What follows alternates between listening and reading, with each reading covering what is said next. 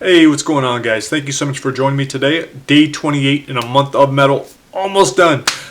Celebrating that with one of my all-time favorite bands, Iron Maiden. They were the first band that I heard, first metal band.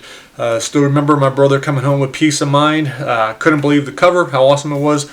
But I had some really cool memories of us just sitting. There was three of us listening to the tape on a little radio and or tape deck or whatever, and playing drums with blocks, and everyone just loving it. But yeah, Peace of Mind, that's probably my all-time favorite album. Though the next day we went and got Number of the Beast, and I fucking absolutely love that one. Killers and Iron Maiden as well.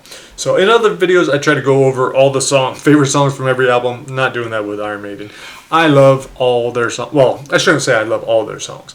I really enjoy most of their songs, especially the early stuff. I've seen them so many times. That was my first concert I ever went to, thanks to my brother Mike. One of the more recent concerts I went to, is Book of Souls, but I took my daughter, I think she was 8 at the time, my brother Mike, and his son Will, who was probably about 10 or 11 at the time. So that was a lot of fun. Super cool show. My daughter was a big fan of Maiden. She loves singing, and Bruce Dickinson is one of my favorite singers. Let's see. Other cool stuff I remember, besides always trying to draw Eddie, is like just what an awesome mascot he is. How awesome their live shows are. Just love the theatrics. Amazing. Just overall, just an incredible band. I enjoy playing them. I'm not very good at guitar or bass, but that's generally what I will try to play. Really like Fear of the Dark is one of the songs that I play quite a bit. But one really cool memory I have is from 7th grade talent show. Generally those suck, but this one was special because the lights went out and then these 4 or 5 guys got on stage, 8th graders, and they just blasted the Number of the Beast, lip syncing along to it, and it was pretty incredible. So still remember that. My memory sucks, but that is one of my early memories. But yeah, getting to see them live, that was much, much better and so intense. In other videos too, I tried to mention how bands have affected my writing or influenced my writing. I think Maiden definitely did because of their storytelling. I loved all their lyrics, all the stories they would tell, whether it was about Genghis Khan or Alexander the Great or whoever. It didn't matter. It didn't even have to be like that. Like Still Life is one of my favorite songs. Hallowed Be Thy Name. Like that is powerful about a guy waiting his death.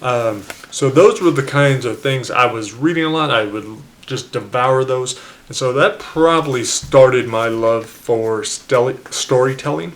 But one of the stories in here, 25 Perfect Days, is called 22 Pine Avenue. I didn't want to go straight with 22 Acacia Avenue. It would have been too much.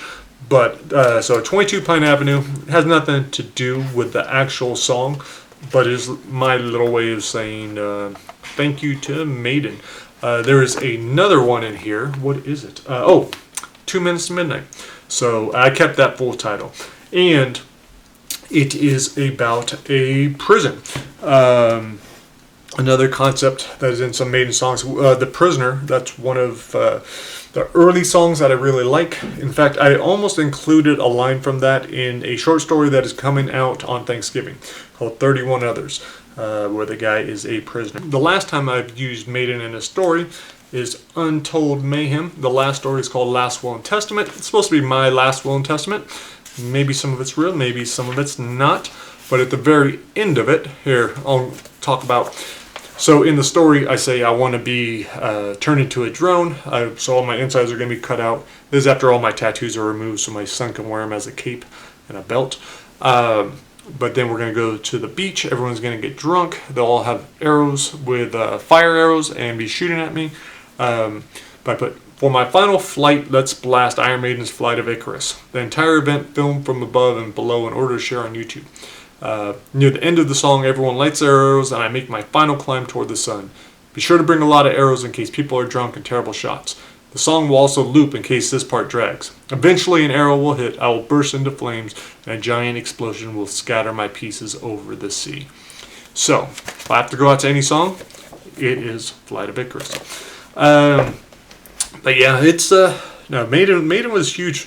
My dorm room at Brown had giant, like the 6 foot tall posters of Eddie. I think I drew him on the wall. Yeah, so just been a big fan.